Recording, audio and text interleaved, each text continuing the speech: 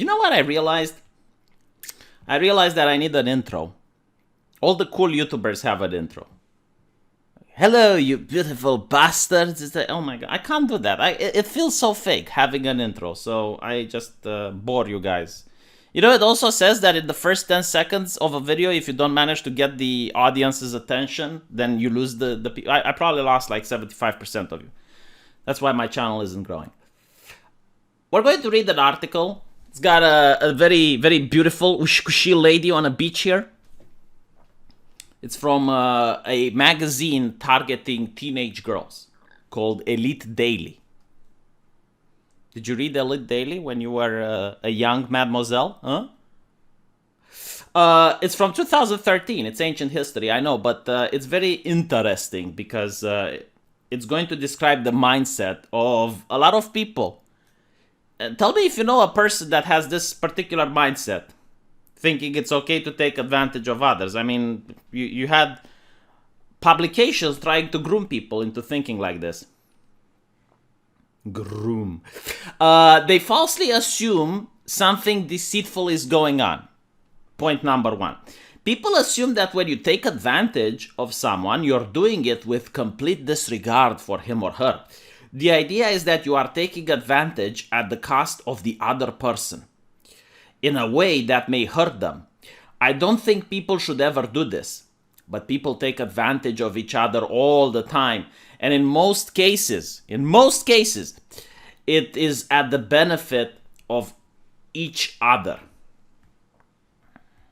Wow. So why do people assume that taking advantage of someone is a negative thing? Maybe because they read the definition, and the definition says if someone takes advantage of you, they treat you unfairly for their own benefit, especially when you are trying to be kind or to help them.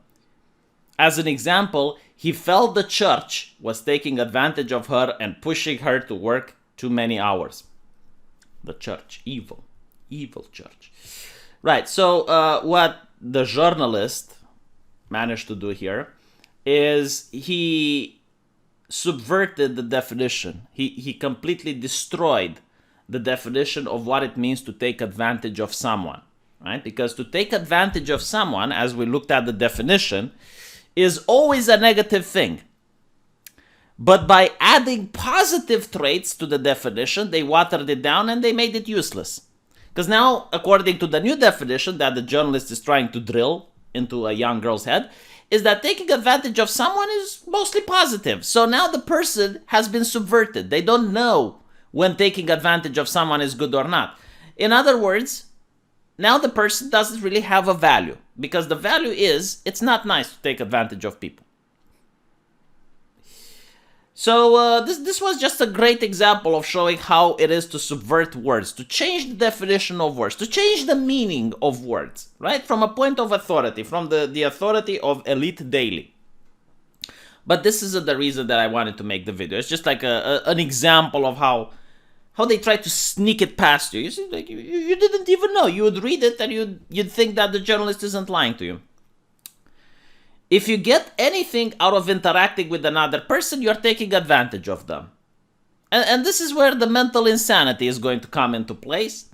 Because by tinkering with concepts that we held for decades, you end up with absolute lunacy. Let me give you an example, right? So the journalist says, and that's a good thing, okay? Every time a journalist says, and that's a good thing, you need to know that it is the worst thing on earth. Literally worse than Hitler. Whatever you see any journalist say, and that's a good thing, like, know that what follows is like the worst thing ever. You do not have to receive monetary or physical gain to take advantage of someone. Even if you only get intellectual or emotional enjoyment out of interacting with someone, you're taking advantage of something you can get from him or her. Just so you can understand how dumb this shit is.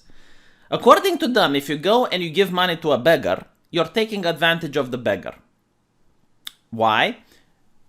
Because why do you give money to a beggar if not to feel good? Right? You give to charity so you feel good. So you're taking those emotions away from the beggar and you're taking advantage of him. According to the new definition, okay? This is what happens when you pave into lunacy. If you give me a super chat, you're taking advantage of me right now because I'm giving you buyer's remorse.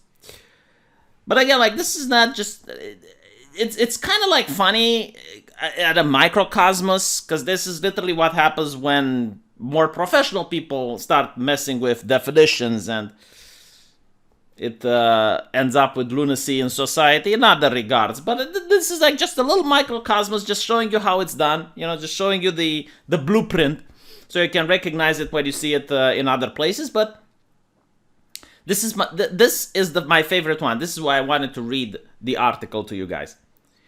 If you can't take advantage of someone, you shouldn't interact with him or her. If someone has nothing to offer you in any way, you should not interact with him or her. Keep in mind that emotional or intellectual benefits are real and should not be ignored. By definition, if you benefit in no way from interacting with a person, he or she is either a waste of your time or a detriment of your well-being.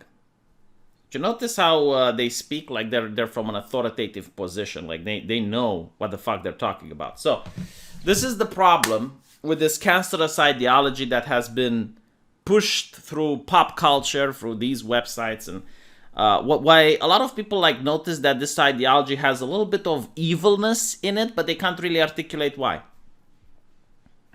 The idea of not interacting with a person that you don't get anything back from it is the idea that you don't have a duty at all to other people. So a duty can be fulfilled whether you like it or not. And I'm going to give you a perfect example. A friend of mine recently had her grandmother going through a stroke. And my friend really, really dislikes her grandmother. There is valid reason for why she does so. Like, take my word for it. This lady is probably worse than Hitler. Okay, she would not piss on a burning orphan, to put it out, unless you pay her. Like, from my understanding, like, the woman was really nasty. Okay, I'm not going, just take my word for it. But she suffered the stroke. Okay, and despite the fact that my friend doesn't like her grandmother, she takes care of her now. I mean, the lady is like a vegetable. She's got drool coming out from her mouth, but my friend still wipes her tushy, gives her a sponge bath. She doesn't get anything in return from this interaction. Why does she do it? Out of a sense of duty. Do you think this journalist would do something similar, given how she suggested that people behave? Now, I don't know why she does it. But the thing that I do know is that I would probably do it as well, if it happened to one of my family members. It's probably like a little bit of Romanian culture that exists here.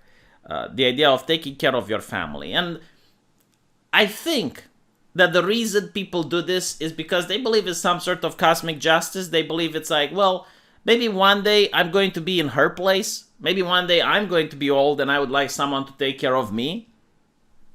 You don't know for sure if it's going to happen or not, but like maybe that's why you do it. I don't know.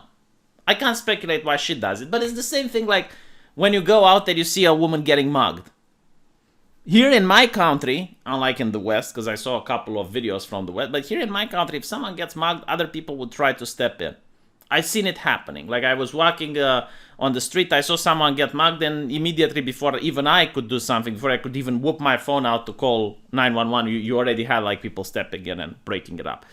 The reason they do this is like probably they think that, well, what if my mother was there in that situation, or maybe like one day I will be in that situation and someone can help me out. I personally think that this creates a better society. Maybe you don't get anything in return, but like the idea of like interacting with people only when you get something is a very toxic ideology. It's a very nasty way of thinking. Maybe this is why a lot of left-leaning people don't believe in charity anymore, and they want the government to tax. Like, let the government redistribute everything, because like people aren't charitable. Well, how can people be charitable with this fucking ideology? Like, don't just if you can't get anything out of a person, don't interact with them.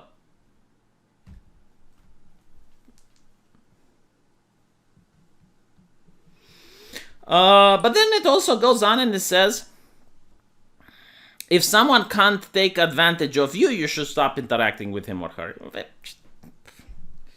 Stop freaking out when you think someone's taking advantage of you. Oh, okay. So if you have someone like Joe Biden, perfect example. Oh, I love Joe Biden. Who says, vote for me and I will give you the abolishment of your student debt. Very grandiose. You know, he personally is going to do this. Like he's going to reach in his pocket. He's going to pay for your student loan. Isn't that amazing? Oh my God, so compassionate, so kind. So you vote for him. Like, vote Joe Biden. I almost said Bernie Sanders. Bernie Sanders doesn't deserve it. Joe Biden. Boom. And then he says, I'm not going to abolish this. Fuck off.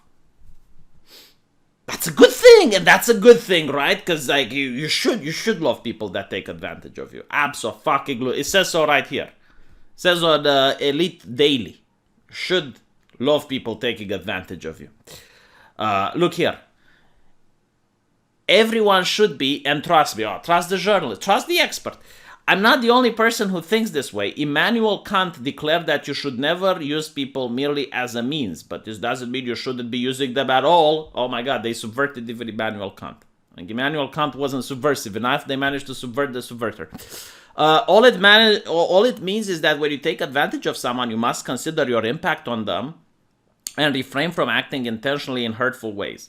In addition, you must make sure that other people benefit from interaction as well. In other words, like they're like fully drilling in the idea that taking advantage of someone is a good thing. That's a good thing. You know, like all of a sudden from the definition of taking advantage of someone is a negative thing, always, that's the definition. Now taking advantage of someone is a positive thing. It's almost like there was a different word for it. It's called like interacting with people, right? Like when you say interact with someone, it means that the concept is mutual, that it's a friendly gesture, right? But when you say taking advantage of someone, it's a negative. So they're like mixing and matching now, so that it's the same thing. Yeah, so the reason I made this video is because I wanted you guys to see, number one, how subversion is being done. And you should understand how important definitions are and how easy and very conniving it is to just change definitions and all of a sudden you give new meanings to things. And it's also to see, I mean, this is just one article, but I can give you hundreds of examples where they encourage people to be narcissistic, they encourage people to be self-centered, they encourage people not to think that they have a sense of duty for anything, because duty is oppressive. And my advice to you is to educate your kids. If you plan on having some. Do you plan on having some? Do you want children? Educate them. Spend time with them. Discuss these things. Because if you don't discuss them, someone else from Elite Daily will.